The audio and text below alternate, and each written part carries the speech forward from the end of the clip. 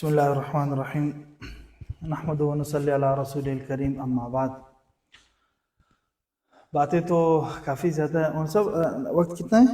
وقت 15 کم تو کلاس ختم ہوتی ہے، 15 5 بجے نماز ہے، 5 بجے یعنی کہ 4:45 ہاں، ٹھیک ہے، 25 منٹ 20 سے 25 منٹ۔ سارے ساتھی ٹھیک ہیں آپ لوگ؟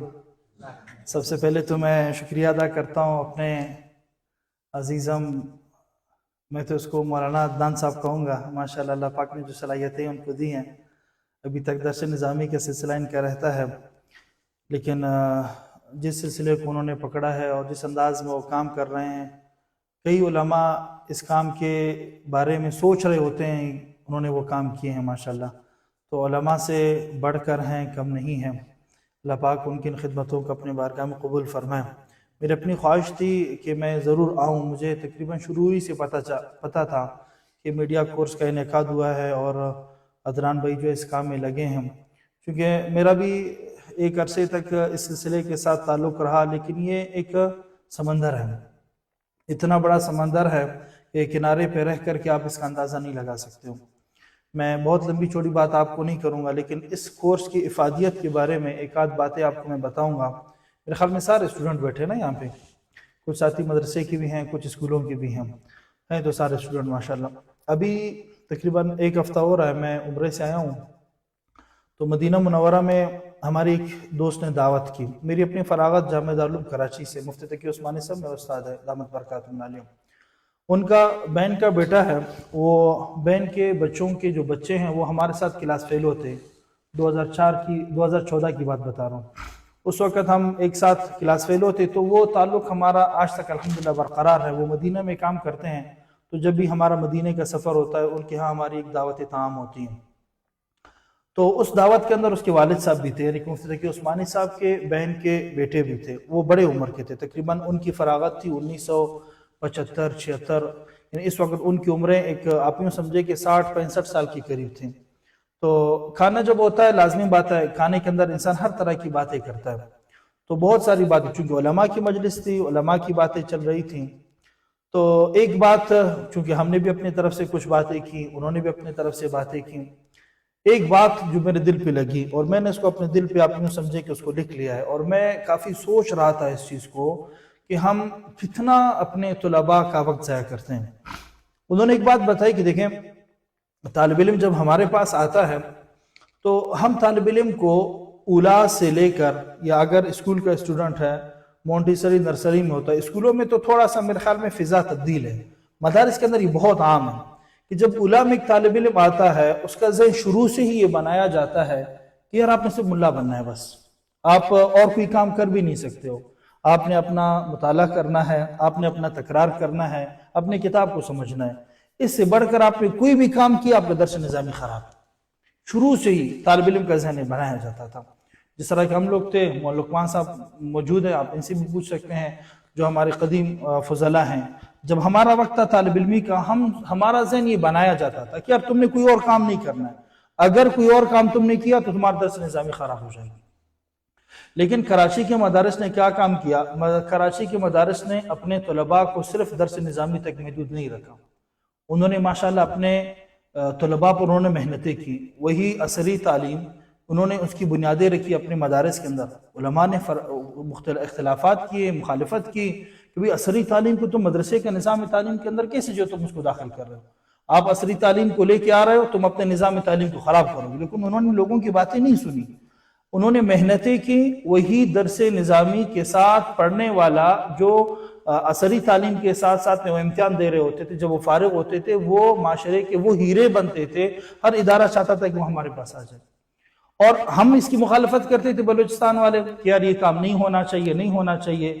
آج ہم اس بات پہ مجبور ہو گئے، آپ دیکھیں وفاق المدارس نے باقاعدہ ثانیہ کے لیے کچھ سال پہلے، میرے خیال میں بھی شرط کو انہوں نے ختم کیا، 2 سال پہلے میٹرک کی جب شرط لگائی، سارے بلوچستان کے علماء نے سر پکڑ لیا کہ یار یہ ابھی کیا بلا ہے کہ ہم اس کو کیسے سنبھالیں گے۔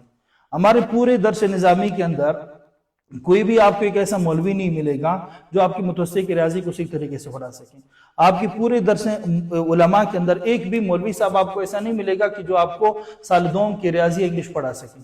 ہاں وہ مولوی پڑھا سکے گا جس نے عصری تعلیم بھی ساتھ میں حاصل کی ہو، وہ مولوی صاحب پڑھا سکے گا کہ جس نے کراچی سے اس علم کو درس نظامی کے ساتھ اس کو حاصل کیا ہو۔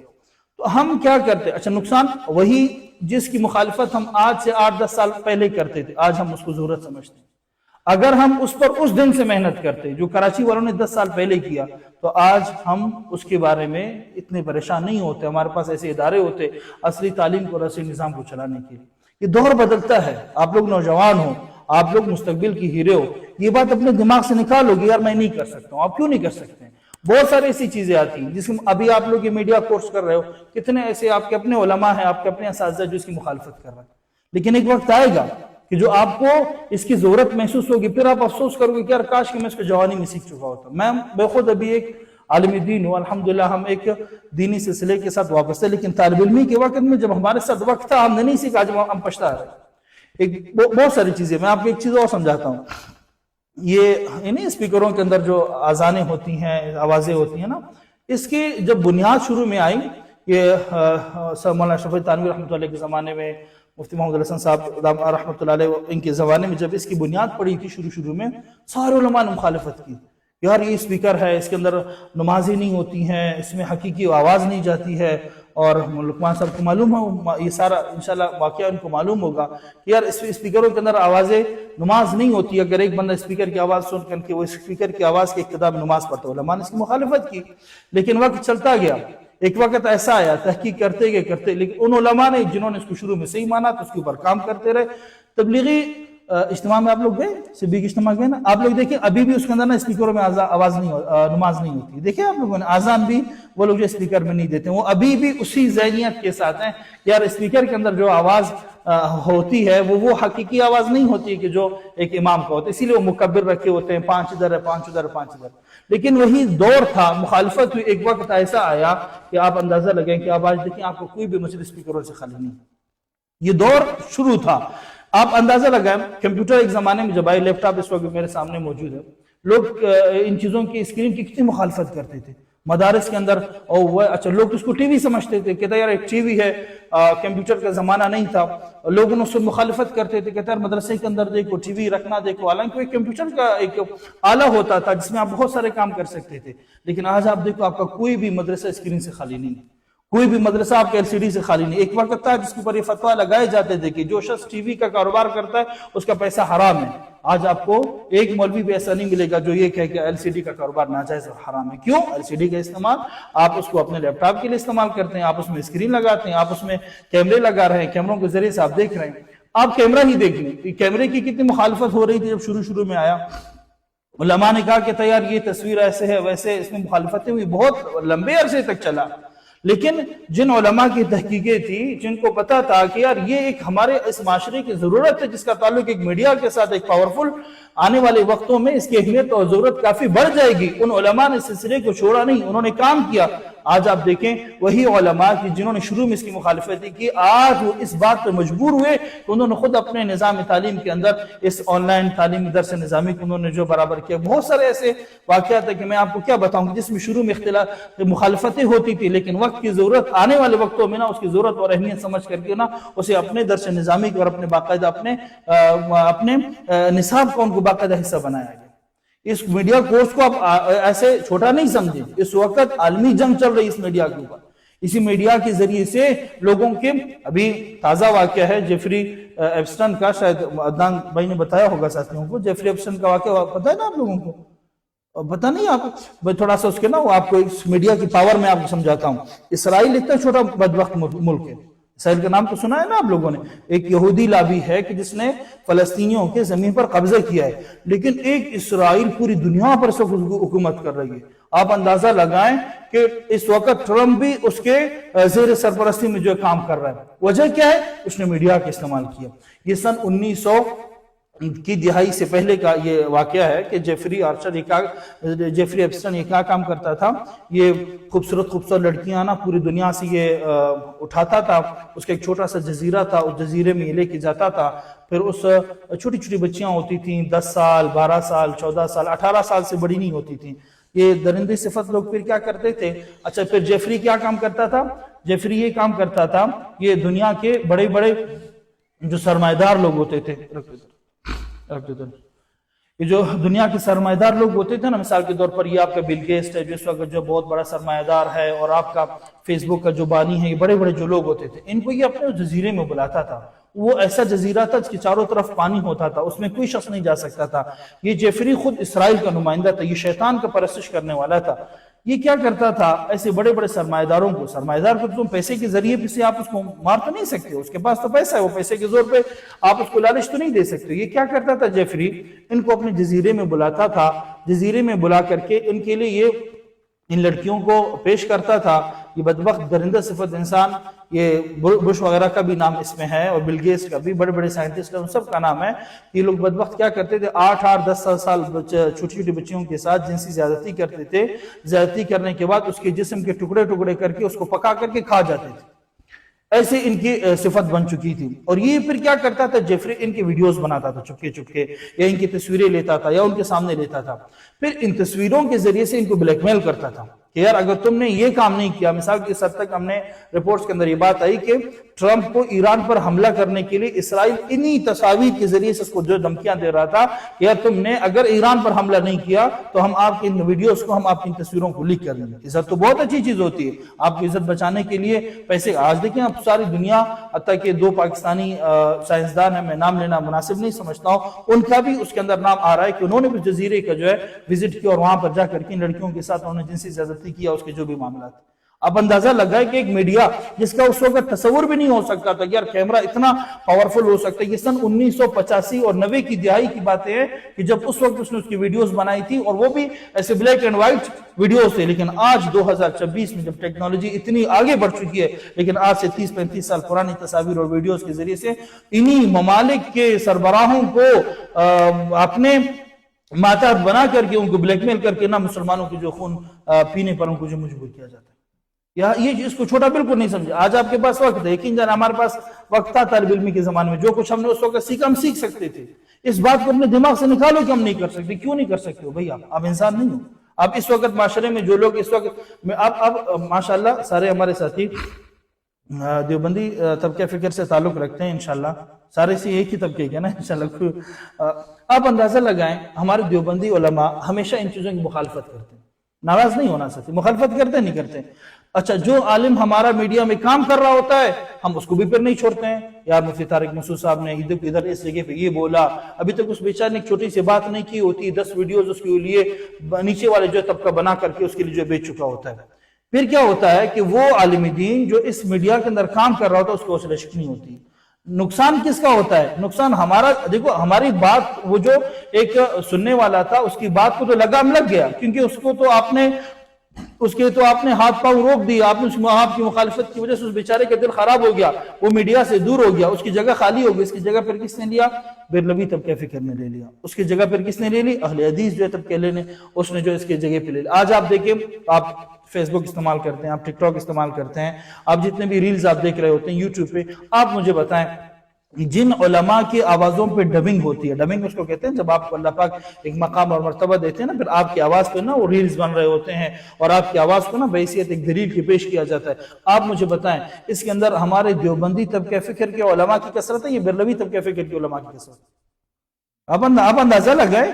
ایک وقت کیا تھا، آج تک آپ دیکھیں اگر آپ سوشل میڈیا پہ آپ سرچ کرو، سب سے بڑے نعتخوان آپ کو میڈیا کے اندر کون سے ملیں گے؟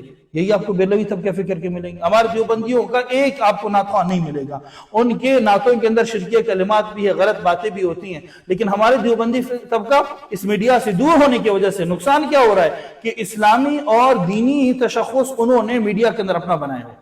لوگ اگر ایک باہر شخص بیٹھا ہوا ہے، وہ اگر کوئی نعت سننا چاہتا ہے تو اگر وہ گوگل پہ سرچ کرے گا یا وہ یوٹیوب پہ سرچ کرے گا یا وہ ٹک ٹاک فیس بک پہ سرچ کرے گا کسی بھی نعت کو، آپ کو کسی بھی دیوبندی طبقہ فکر کا نعتخوان نظر نہیں آگا، سارے آپ کو بریلوی نظر آئے. کیوں؟ حالانکہ نعتخوان ہے ہمارے پاس، کیا نعتخوانوں کی کمی ہے؟ لیکن وجہ کیا ہے کہ تھوڑا سا میڈیا سے دور ہے. میڈیا سے دور ہونے کی وجہ سے ایسے لوگوں نے آ کر کے اس جگہ کو لے لیا ہے. اس کے اندر شرکیہ کلمات بھی ہے، بدعتی کلمات بھی. آپ کو اللہ پاک نے صلاحیتیں دی ہیں، آپ اس وقت نوجوان ہو، آپ مستقبل میں آ کر کے کام کر سکتے. اس بات کو اپنے دماغ سے نکالو کہ آپ طالب علمی کے اندر یہ کام نہیں کر سکتے ہو. کر سکتے ہو. یہ وہ زمانہ گزر چکا ہے جو ہم پہلے سمجھا کرتے تھے کہ ہمارا زمانہ ہوتا تھا ہم ایک صیغہ حل کرنے کے لیے ہمیں پورا دن بھی بعض دفعہ لگتے تھے. ہم ایک مولوی صاحب کو سمجھ میں نہیں آتا تھا، ہم یہاں سے دوسرے مولوی صاحب کے پاس جاتے تھے، اور مولوی صاحب اس صیغے کا اصل کیا ہے، اس کی حروف اصلی کون سے، فاعل لام کے وزن پہ جو کون سا صیغہ آ رہا ہے، کس طریقے سے اس کو حل کیا جا رہا ہے، وہ ہمارا وقت تھا۔ ابھی آپ موبائل پہ چیٹ جی پی ٹی میں صرف اپنا آپ صیغہ ڈال دیں، وہ اس کے بال کا کھال بھی نکال کر کے تمہارے سامنے رکھ دے گا، بولے گا کہ یار یہ والا صیغہ یہ۔ اتنا یہ زمانہ آگے جا رہا ہے، آپ اندازہ لگائیں۔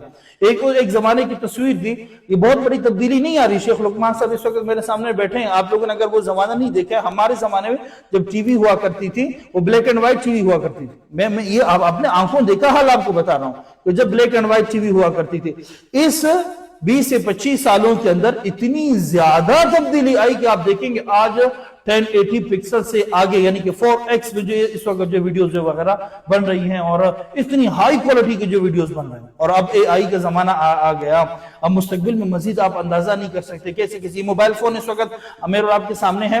یہ وہ زمانہ، اس کا مجھے یاد ہے کہ جب اس کا وجود ہوا، اس سے پہلے ہمارے زمانے میں وہ P T C L phone ہوا کرتے جب ہم طالب علم تھے، اور یعنی کہ اپنے آنکھوں دیکھا حال آپ کو بتا رہا ہوں کہ 25 سے 30 سالوں میں اتنی تبدیلی آئی کہ وہ پی ٹی سی ایل کا زمانہ گزرا، چھوٹے چھوٹے بڑے بڑے سیٹ آتے تھے موبائل فونوں کے، پھر اس کے بعد وہ وائرلیس والا سسٹم آنے لگی، پھر وہ بٹنوں والا زمانہ شروع ہوا، نوکیا کا زمانہ شروع ہوا، اور ایک وقت ابھی ایسا آیا کہ آپ دیکھیں کہ کوئی بھی ایسا شخص نہیں جس کے پاس جو ٹچ موبائل نہیں، اور کسی بھی، اور اچھا پہلے اس چیزوں کو معیوب سمجھا جاتا تھا مدارس کے اندر، یار اسکرین ہے، موبائل فون ہے، کیمرے والا موبائل فون ہے۔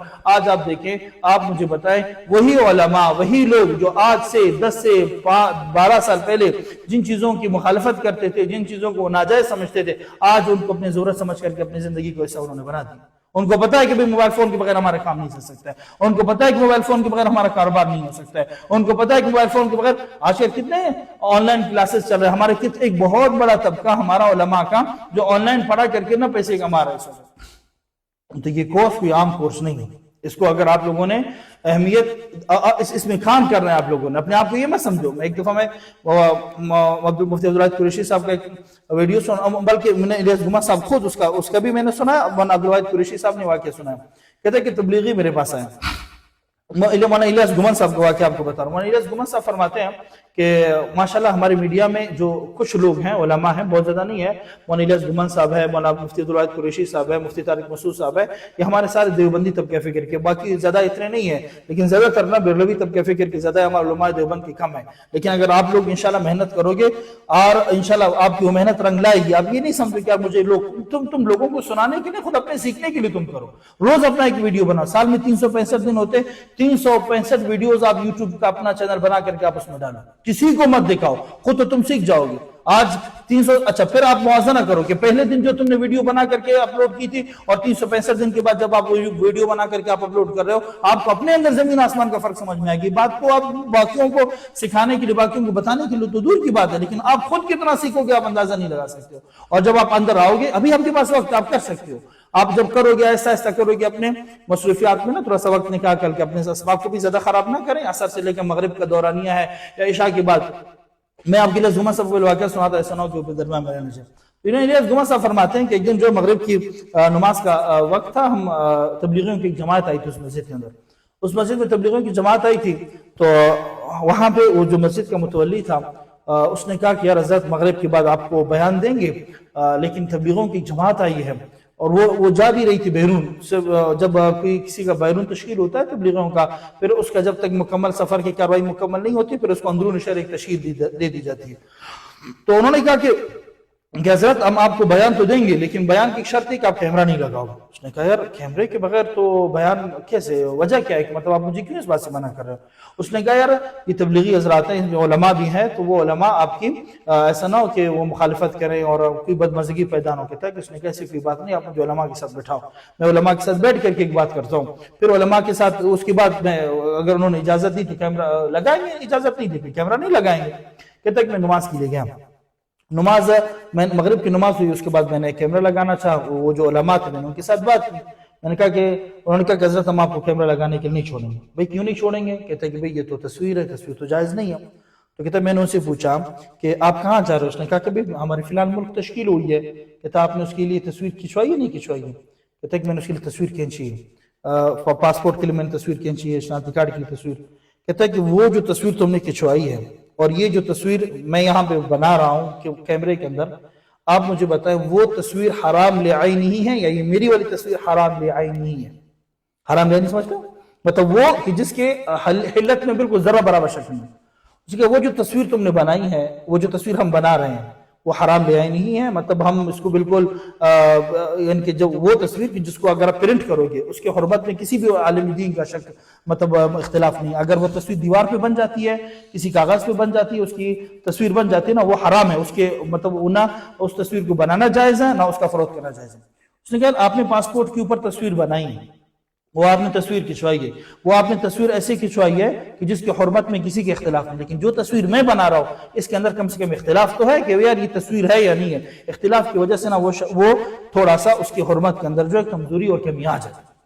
تو اس نے کہا کہ مولوی صاحب یہ تو ایک ضرورت ہے، ہم ضرورت کی وجہ سے یہ کام ہم کر رہے ہیں۔ کہتے تمہاری ضرورت کیا ہے؟ کہتے کہ ہم دین پھیلا رہے ہیں۔ تو کہتے کہ میری ضرورت بھی تو ہے، میں بھی تو دین پھیلا رہا ہوں۔ تم اس پاسپورٹ کے ذریعے سے فلان ملک جا رہے ہو، تم اس کو ضرورت سمجھتے ہو، اگر تم یہ سمجھتے ہو کہ تصویر حرام کام کرنا حلال کام کے لیے ضروری ہے، تم نے حرام کام کیا، کیوں کیا؟ تاکہ میں حلال اس حرام کے ذریعے سے میں جا کر کے دین کی تبلیغ کروں، ایک حلال کام کروں۔ اور آپ ٹھیک ہے، میں آپ کی اس بات کو بھی اس نے کہا تسلیم کرتا ہوں۔ پھر اس نے کہا کہ تم جا کر کے فلان ملک کے اندر جاؤ گے، تم کتنے لوگوں کو اپنا آپ جو ہے جا کر کے ترغیب دے سکو گے؟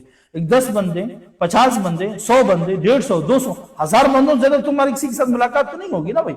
جیسے کسی بھی محلے میں آپ کی تشکیل ہوتی ہے، تبلیغیوں کی جماعت آتی ہے، اگر وہ گشت کے لیے جاتے ہیں تو دن میں کتنے لوگوں کے ساتھ ان کی ملاقات ہو سکتی ہے؟ اگر وہ خصوصی گشتوں پہ جائے 8 سے 10 بندوں کے پاس تو نہیں جا سکتے۔ ایک دن دکانوں پہ جائیں گے، دوسرے دن 3 دنوں کے اندر پورا ایک محلہ کور کرتے ہیں۔ پورے محلے کے اندر کتنے گھر ہوتے ہیں؟ میرے خیال میں 50-60 گھر ہوتے ہیں۔ تو اس نے کتنے لوگوں کے ساتھ ملاقات کی؟ 50 سے 60 بندے۔ اس نے کہا کہ تم جا کر کے فلان ملک کے اندر اتنے لوگوں کے ساتھ تم جا کر کے ملاقاتیں کرو گے، تم 7 مہینے لگاؤ گے، 7 مہینے 1 سال لگاؤ گے، تم کتنے لوگوں کے ساتھ جا کر کے تم بات کرو گے؟ لیکن اگر میں ایک ویڈیو بناؤں اور میں اس میں اللہ کی وحدانیت کو بیان کروں اور میں اس میں اپنے تبلیغی بات کو بیان کروں اور میں اس کو فیس بک پہ ڈالوں، اس کو میں یوٹیوب پہ ڈالوں، تو آپ کی بات اگر 1000 بندوں تک پہنچتی ہے تو میری بات 10 لاکھ لوگوں تک جو پہنچتی ہے۔ 1 ملین ویوز کا مطلب 10 لاکھ لوگ، 2 ملین یعنی کہ 20 لاکھ لوگ۔ تو کہتے ہیں کہ تم وہ کام جا کر کے اتنے مشقتوں سے تم کر رہے ہو اور حرام طریقہ تم اس میں اپنا رہے ہو، کہ تم کہتے ہو بھی تصویر ہے اور تم وہ تصویر لے رہے ہو کہ اس کی حرمت میں کسی کے اختلاف نہیں ہے، لیکن میں بھی وہی کام کر رہا ہوں، لیکن میں یہ کام تھوڑا سا کس طریقے سے کر رہا ہوں؟ حلال طریقے سے، جس کے اندر تھوڑا سا حرمت کے اندر کمی ہے۔ آپ بھی جا کر کے دین کا کام کر رہے ہو، میں بھی دین کا کام کر رہا ہوں۔ آپ مجھے بتاؤ آپ کا پیغام کئی لوگوں تک پہنچے گا، میرا پیغام جا کر کے کئی لوگوں تک پہنچے گا؟ تو کہتا ہے کہ بس اس نے میری بات سن لی اور بیچارہ خاموش ہوا اور اس نے کہا کہ مولوی صاحب آپ اپنا کیمرہ لگائیں۔ تو یہ وہ کام ہے کہ جس میں آپ نے پیچھے نہیں ہٹنا ہے۔ جو کہتے ہیں ٹھیک نہیں، آپ ان سے کہو بھائی ٹھیک ہے کوئی مسئلہ نہیں، آپ کو میرا یہ طریقہ پسند نہیں ہے تو نہ کریں۔ تو میں آپ کو پہلی بات کی طرف واپس لے آتا ہوں کہ ہم جب مدینے میں تھے تو انہوں نے مولانا امین اشرف صاحب جو مفتی عثمانی صاحب کے بہن کے بیٹے تھے، انہوں نے کہا کہ ہمارے مدارس کے اندر ایک سب سے بڑی غلط فہمی طلباء کے ذہنوں میں یہ ڈالی جاتی کہ تم نہیں کر سکتے۔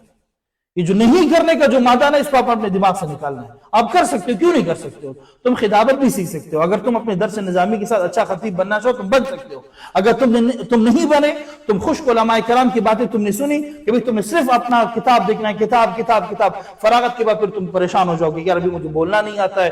ایک ساتھی کہتے ہیں یار آپ آ کر کے جو ہمارے مسجد میں ممبر سنبھالو، تم کہتے ہیں یار مجھے جمعے کے بیانات آتے نہیں ہیں، پھر تم مجبور ہو جاؤ گے، تم جا کر کے ایک ساتھ تبلیغ میں لگاؤ گے۔ کئی علماء فراغت کے بعد ہم نے ایسے دیکھے کہ جنہوں نے صرف تبلیغ میں وقت اس لیے لگایا تاکہ ہمیں بولنا آ جائے، اور وہ پھر کیا بولے گا؟ لازمی بات ہے ساری زندگی 6 نمبر بیان کرے گا۔ کیوں؟ علم کے دوران اس نے بولنا نہیں سیکھا۔ اور جو طالب علم شروع میں ہی بولنا سیکھتا ہے وہ اپنے کتاب کو تکرار کرانا، لوگوں کو اس کی اپنی کتاب کا اگر وہ تکرار کرانا شروع کرتا ہے اس کے معلومات میں علمی اضافے ہونے لگتے ہیں۔ وہ جب علمی اضافے آپ کے اندر ہوں گے اور جب آپ ممبر پر آ کر کے علمی باتیں کرو گے، یقین جانے لوگ آپ سے اتنی محبت کریں گے آپ سوچ بھی نہیں سکتے۔ آج آپ دیکھیں مفتی طارق مسعود صاحب ہے، ان کے ایک صرف ویڈیو جس کے اندر انہوں نے کچھ علمی باتیں، ان کو شغل پہلے تو لوگوں نے کافی سنے، لیکن ایک انہوں نے ارشاد بھٹی نامی ایک صحافی کے ساتھ سنے کہ اپنی ایک انٹرویو اپنا ایک بروڈ کاسٹ کیا تھا، اس میں صرف کچھ علمی باتیں بتائیں۔ یقین جانے اس ویڈیو کے اندر ہر روز 1 ملین اس کو جو ویوز، تقریباً 1 ہفتے تک میں اس ویڈیو کو چیک کر رہا تھا، روزانہ 1 ملین اس کے اوپر ویوز آ رہے تھے۔ 1 ملین 1 لاکھ بندے اس کو دیکھ رہے تھے، اور اس میں ماشاءاللہ دیوبندیت کا ایک بہت بڑا پیغام تھا۔ جو لوگ یعنی کہ دو دن میں 20 لاکھ لوگوں نے, 3 دنوں میں 30 لاکھ لوگوں نے, 4 دن میں 40 لاکھ لوگوں نے اس ویڈیو کو جو دیکھا تھا. اللہ پاک نے اس کو اتنا عام کیا اور لوگ اس کو جو اس انداز میں سن رہے تھے. تو یہ بات اپنے دماغ سے نکالو کہ نہیں کر سکتے. ہاں یہ ہمارے مدارس کے اندر بہت بڑی غلط فہمی. اچھا خطیب بننا ہے تو آپ نے ابھی سے اپنے آپ کو اچھا خطیب بنانا ہے. اگر اچھا مقرر بننا ہے ابھی سے بننا ہے. اگر آج آپ دیکھیں مفتی شمائل صاحب کا نام تو آپ نے سب نے سنا ہے نا انشاءاللہ. مفتی شمائل صاحب کو جو اللہ پاک نے رد الحاد پر جو اللہ پاک نے ان کو جو علم عطا کیا ہے, اور جس انداز میں وہ انگلش بول رہے تھے, شیخ لقمان صاحب یہاں پہ بیٹھے ہیں, یقین جانے میں یہ کہتا ہوں میں نے خود اس کو 3 سے 4 دفعہ سنا. جب تک میرے سامنے اس کا ترجمہ نہیں ہے مجھے سمجھ میں نہیں آ رہا تھا یار یہ بول کیا رہے مفتی شمائل صاحب. حالانکہ سامنے والا بندہ اللہ کی خدائی اور اللہ کی وحدانیت کا انکار کر رہا ہے. آپ مجھے بتائیں آپ اس بلوچستان کے اندر کتنے علماء ہیں جو رد الحاد کے اوپر کام کر رہے ہیں؟ ایک بھی آپ کو نہیں ملے گی. اور سیکولر طبقہ بہت سارا آپ کو ملے گی. یہ اسٹوڈنٹ جو جتنے بھی ہیں آپ جا کر کے بی ایم سی دیکھو, آپ جا کر کے اپنا یہ بلوچستان یونیورسٹی جا کر کے دیکھو, آپ کو سیکولر طبقے کے 1000 لڑکے آپ کو ایسے ملیں گے جو کہتے ہیں نماز پڑھنے کا کیا فائدہ ہے, قرآن پڑھنے کا کیا فائدہ ہے یار, تم نماز پڑھ کے ہمیں کیا فائدہ ملے گا, کیا کیوں؟ اب اس کو مطمئن کرنا میرے اور آپ کی بس کی بات نہیں ہے. وہ آپ کو قرآن ہی نہیں مان رہے, تم اس کو قرآن سے کیا ترجیح دو گے؟ وہ تمہاری نبی کو مانتا ہی نہیں ہے, اور نبی کے نعوذ باللہ تعلیمات کا ہی منکر ہے, آپ اس کو کیسے سمجھاؤ گے؟ تو لازمی بات ہے اگر آپ نے ابھی سے رد الحاد کے اوپر اپنے طالب علمی کے زمانے سے, مولانا عدنان صاحب بیٹھے, ہم نے کافی کوششیں کی کہ ہم اپنے طلباء کو وہ چیزیں سکھائے, لیکن جب ہم ایک کام شروع کرتے تھے 10 بندے ہمارے سامنے کھڑے ہوتے تھے, علماء کھڑے ہوتے تھے, وہ کہتے تھے یار یہ کام کریں گے طالب علم کا جو تکرار خراب ہو جائے گا, مطالعہ خراب ہو جائے گا. بھئی خراب نہیں ہوتا یہ کام. وہ علماء جنہوں نے کیا آج معاشرے کے باکردار شخصیتیں ہیں. کئی علماء میرے سامنے جو دارالعلوم کراچی میں ہمارے ساتھ پڑھتے تھے, درس نظامی کے ساتھ ساتھ انہیں عصری نظامی تعلیم کا حصہ بنے, عصریت کے ساتھ جب انہوں نے مدرسے کا تعلیم حاصل کیا, آج معاشرے میں ایسے کام کر رہے ہیں کہ وہی علماء کی جو صرف درس نظامی کے ساتھ جن کا تعلق رہا, کسی اور فن کو سیکھا نہیں, کسی اور ہنر کو سیکھا نہیں, آج وہ بیچارے ان کی زندگیوں کو دیکھ کر کے رش کر. تو ابھی تک آپ لوگ نوجوان ہیں, اللہ پاک سے میری آپ کے لیے دعا ہے, مولانا صاحب کو دل سے دعائیں دے. یقین جانے جب ان کا میں نے میڈیا کورس سنا میں بہت خوش. اس وقت جنگ میڈیا کے چل رہی ہے, یقین جانے آپ کی عزت بھی اسی میڈیا کے اندر ہے, آپ کی ذلت بھی اسی میڈیا کے اندر ہے. آپ جتنے بھی بڑے مولوی ہو, ایک غلط ویڈیو اگر آپ کی شیئر ہو جاتی ہے, آج سے کچھ عرصے پہلے پنجاب کے مسئول کا ایک ویڈیو وائرل ہوا, ساتھیوں کو پتہ نہیں معلوم تذکرہ اس کا نہیں کرنا چاہیے. ایک بہت بڑی شخصیت تھی, جمعیت علماء اسلام کا اس ضلع کا امیر تھا, بڑی شخصیت تھی, سفید ریش تھا, لیکن ایک چھوٹی سی غلطی کی وجہ سے وہ میڈیا پہ شو ہوا اور میڈیا نے اس کو اتنا ذلیل کیا بیچارہ آج تک منہ دکھانے کسی کو قابل نہیں ہے. میڈیا کی جنگ ہے آنے والے زمانے میں. یہ ابھی ایران کے اندر امریکہ نے ایران پر حملہ کیا, تقریباً یہ 2 ہفتے پہلے کی بات ہے, جب ایک بہت سارے فسادات چل رہے تھے ایرانی, وہ سارا جو جنگ چل رہا تھا وہ یہ سیٹلائٹ کے ذریعے سے وہ امریکہ جو ہے ایران کے اندر مداخلت کر رہا تھا. ایران بیچارہ مجبور ہوا, اس نے اپنا نیٹ سسٹم جام کر دیا, لیکن پھر بھی وہ بیچارہ وہ نہیں کر سکا, اس کو روک نہیں سکا ایران. وہ فسادات چلتے رہے, وہ اپنے لوگوں کے ساتھ رابطے میں, آخر میں سننے میں ہی آ رہا تھا رپورٹس کے مطابق, باقی اللہ عالم کہ پاکستانیوں سے اس نے رابطہ کیا, پھر پاکستانیوں کی ایجنسی وہ اس جنگ میں شریک ہوئی اور انہوں نے اس کا سیٹلائٹ نظام تباہ کیا. امریکہ کا سیٹلائٹ نظام تباہ ہونے کے بعد جب وہ رابطہ منقطع ہوا, پھر ایران نے اپنے ملک کے اوپر اس نے پھر اپنا تسلط قائم کیا اور ان فسادات کو جو ختم کیا. آج کل بہت خطرناک زمانہ چل رہا ہے. وہ جو ایک زمانہ تھا نا, لوگ کہتے تھے کہ یار پہلے نا ہم کہتے تھے یار لوگوں کی 300 سال زندگی ہے, 400 سالہ زندگی تھی. ابھی میں یہ سمجھتا ہوں آپ 40 سال میں 400 سال والا کام کر سکتے. اب اتنا زمانہ تیز ہو چکا. آپ اندازہ لگائیں, پہلے اگر ایک شخص حج کے لیے جاتا تھا تو کس چیز پہ جاتا تھا, کسی بھی سب کی زبانوں سے آواز آنی چاہیے تاکہ بیدار ہو جائے. پیدل جاتے تھے یا گھوڑے پہ جاتے تھے یا اونٹ پہ جاتے تھے. کتنا عرصہ لگتا تھا؟ سال لگتا تھا, سال. 1 سال جاتے ہوئے اور 1 سال آتے ہوئے, کتنے سال لگ گئے؟ 2 سال. حج مچ کرتے تھے تقریباً 2-3 مہینے تو ادھر بھی تو گزارتے تھے. یہ تو نہیں یار 1 سال سفر کیا اور 5-6 دن میں واپس آ رہا ہے. سال ادھر سے سال, کتنے سال ہو گئے؟ 2 سال. 2 سے 3 مہینے آپ ادھر لگا لو, یعنی کہ کتنے مہینے ہو گئے؟ 24, 25, 26, 27, 28, 29 سے 30 مہینے تو اس کے ایک سفر میں لگتے تھے. اسی طرح یا نہیں؟ اچھا, اور آج کتنا عرصہ لگتا ہے؟ آپ یہاں سے کوئٹہ ایئرپورٹ پہ جہاز میں بیٹھو, 4 گھنٹے میں آپ سعودی عرب, 5 دن اپنا حج کرو, 6 سے 7 دن کے اندر آپ واپس اپنے کوئٹہ پاکستان پہنچ سکتے ہو. اندازہ لگا کتنا زمانہ تیز ہو گیا. وہ جو کام 3 سالوں کا تھا اب 10 دنوں کے اندر وہ کام ہو رہا ہے. 10,000 लोग उम्रे के लिए जा रहे, 10,000 लोग उम्रे के लिए जा रहे, पहले लोग उम्रे के लिए जा सकते थे, सोच भी नहीं सकते थे यार उम्रे के लिए जाना है, एक साल सफर करो वापस आओ, ये इतना यानी कि कितना वक्त ज़ाया होता था। लोग अगर किसी जगह पे कारोबार के लिए जाते थे, एक खत अगर भेजा जाता था, आपने काफिरीन की तो किसे सुने है ना, वो 8 साल जब देवबंद में पढ़ा करते थे, वो खतूत हो ना मटके में जमा करते थे, जब फारिग होते थे फिर वो मटके तोड़े जाते थे, वो सारे खतूत वो फिर जो पढ़ा करते थे। और आजकल खत क्या है, एक मैसेज, आप अंदाजा लगाओ, एक रात आप बैठ जाओ 1,000 जज जो है तुम मैसेज कर सकते हो, आप तस्वीर के जरिए से ऑनलाइन सिस्टम चल रहा है साहब। तो इसको बिल्कुल भी हल्का नहीं समझें।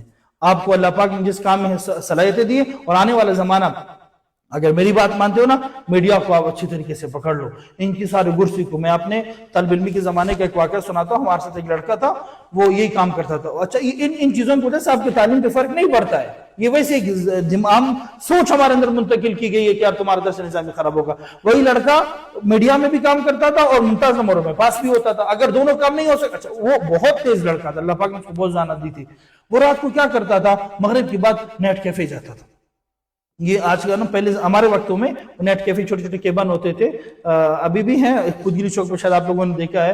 ये छोटे, अभी तो हमारे के मोबाइल के अंदर नेट होता है, पहले नेट ऐसे नहीं होता था, बस एक उसके अंदर होता। वो लड़का जाता था नेट कैफे, हम कहते थे पता नहीं क्यों जाता है, जाकर के फिल्में देखता है या गाने सुनता है या पता नहीं क्या करता है। लेकिन हम उससे पूछते तुम क्या कहते हैं, बस मैं कुछ कोर्स कर रहा हूँ। कोर्स क्या था, वो इधर से चीजें सीखता था, इधर से सीखता था, इधर से हमें कुछ भी उसका समझ में नहीं आया कि वो कर क्या रहा था। फरागत के बाद हमें पता चला, अच्छा कुछ अरसे के बाद जैसे हम लोग फारिग हो गए, उसने अपने लिए गाड़ी खरीदी, घर खरीदा, आईफोन दो जिस वक्त सोच भी आप नहीं सकते थे, उसके बाद 3 आईफोन पड़े हुए होते थे। मैं एक दफा उसके घर गया, जब मेरा भी यूट्यूब चैनल है मेरा अपने नाम से, मैंने उसके हवाले से उसके साथ मैंने बात की, तो जब उसने कहा कि यार फोन पे मैं आपको ज्यादा वो नहीं कर सकता हूँ, अगर आपने ये चीजें बराबर करनी आप मेरे पास आ जाए, आप मेरे पास आते हैं, पूरा एक रात मेरे साथ गुजारा, मैं दिन में सोता हूँ, रात में जो मैं काम करता हूँ, तो रात को मैं फिर आपके साथ जाऊंगा। मेरी अपनी भी साथ मसरूफियात होती हैं। बस एक दफा चश्माई की छुट्टियां चल रही थी, उस वक्त मुताला नहीं था, तो फिर मैं एक रात गया उसके पास। मैं जब उसके बैठक में गया, यकीन जाने एक अलग दुनिया थी उसके बैठक में। 2.5 से 3 लाख वाला सिर्फ उसके साथ एक कंप्यूटर पड़ा हुआ था, 2-2, 3-3 लैपटॉप थे जो 4-4, 5-5 लाख वाले थे। उसका जो नेट था डायरेक्ट इस्लामाबाद से कनेक्ट था, इतना तेज उसके साथ नेट था, ये छोटा मोटा वाईफाई वाला नहीं, डायरेक्ट 3 सिस्टम उसके साथ में बिजली के थे, यानी यूपीएस उसके साथ पड़ा था, जनरेटर पड़ा, एक सेकंड उसके घर के अंदर जो बिजली नहीं जाती थी। रात को मतलब 7-8 बजे के उसका काम शुरू होता था, फजर नमाज पढ़ करके ना फिर वो 11 बजे सोता था। मैंने उसे इफ्तिखार, उसका नाम था, अल्लाह उसको गनी की रहमत फरमाए, बेचारा फौत हो गया। जब इंसान बहुत आगे तक जाता है ना, बस एक हद कायम होना चाहिए।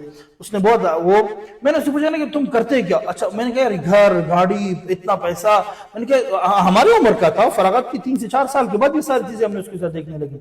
उसने कहा, कहता है कि यार मैं प्रॉपर्टी बेचता हूँ। मैंने कहा कौन सा प्रॉपर्टी तुम बेचते हो? कहता है कि ये मैं एक पेज बनाता हूँ, पेज बनाने के बाद मैं उसके ऊपर काम करता हूँ, उसके फॉलोअर्स मैं बढ़ाता हूँ, फॉलोअर जब उसको बढ़ाता हूँ, फिर उसके बाद ना फिर मैं लोगों को उसको मैं अपने उस पर देता हूँ, अपने वेबसाइट पर देता हूँ। फिर बाहर के कस्टमर आते हैं, मैं उन पर फरोख्त करता हूँ, डॉलर के जरिए से मैं फिर उनसे पैसे मैं लेता हूँ। वो पाकिस्तानी पैसों की बात ही नहीं कर रहा, हमसे डॉलर करता था, इतना डॉलर उतना डॉलर। लेकिन मेरे दिल को फिर भी वो नहीं, मैंने क्या इतना मतलब, फिर आप पहले पेज बनाओ, क्योंकि मुझे पता था कि एक पेज बनाने में फिर उसके ऊपर काम करने में तो बड़ा असर लगता है। मैंने कहा यार नहीं, इफ्तिखार तुम मुझे सही बना, बताओ तुम क्या करते हो? उसने कहा यार मैं एक और काम भी करता हूँ। मैं क्या काम करते हो? उसने मतलब अभी थोड़ा सा ना खुलने लगा। उसने कहा मिसाल के तौर पर आप बाहर मुल्क जाते हो, बाहर मुल्क जाने के लिए ना, जब आप यूरोप जाते हो, यूरोप की किसी भी कंट्री में, मिसाल के तौर पर आप कनाडा वगैरह जाना चाहते हो ना, फिर आपको अपना बैंक स्टेटमेंट बनाना पड़ता है, अपना जो एक सफरी एक पूरा डेटा बनाना पड़ता है। ये क्या करता था, उन लोगों के लिए सफरी डेटा बना करके बिल्कुल गूगल पे चढ़ाता था। गूगल पे चढ़ा करके ना वो मतलब अगर एक जगह पे वो जा रहा है सफर करने के लिए, एयरपोर्ट में अगर इस बंदे की हिस्ट्री चेक की जाती थी ना, गूगल के जरिए से उसका हिस्ट्री उसको बना करके दे, इतना बड़ा पावरफुल काम करता था और इतना उसके पास जो पैसा था। उसने एक दफा इसराइल का एक बैंक हैक किया, $1 अरब उससे उसने स्टार्ट किए थे। फिर उसने क्या कहता है कि मैं बिल्कुल फंस गया उसमें, फिर वो पैसे ना फिर मैंने उनको वापस किया बस वो। लेकिन वो दरमियान में फिर बड़े बड़े काम करने लगा, एजेंसियों की नजरों में वो आया, फिर एजेंसियों ने उसको उठाया, کئی وقت تک وہ بیچارہ پھر مطلب وہ شارٹ تھا، پھر واپس آیا، ایجنسیوں نے بھی اسے بہت سارے کام اپنے لیے نکالے، وہ مطلب اس حد تک ہائی لیول کا جو بندہ بن چکا تھا کہ پاکستان کی ایجنسی اس کو اپنے مقصد کے لیے استعمال کرنے لگی تھی۔ پھر آخر میں جا کر کے ایک دفعہ بیچارہ ایک دفعہ گیا واپس آ گیا، پھر ایک دفعہ واپس اس بیچارے کو اٹھایا، جب واپس آ گیا بس پھر اس کی طبیعت خراب تقریباً 1 مہینے وہ اسپتال میں رہا اور بیچارہ دنیا سے رخصت ہو گیا۔ اللہ پاک اس کو غریق رحمت فرمائے۔ ہمارا بہت اچھا ساتھی تھا۔ کہنے کا مقصد یہ ہے کہ اس نے اس وقت سے اس کو اپنا مقصد بنایا تھا اور اس نے اس کے ذریعے سے پیسہ بھی کمایا، بہت بڑا کام بھی کیا۔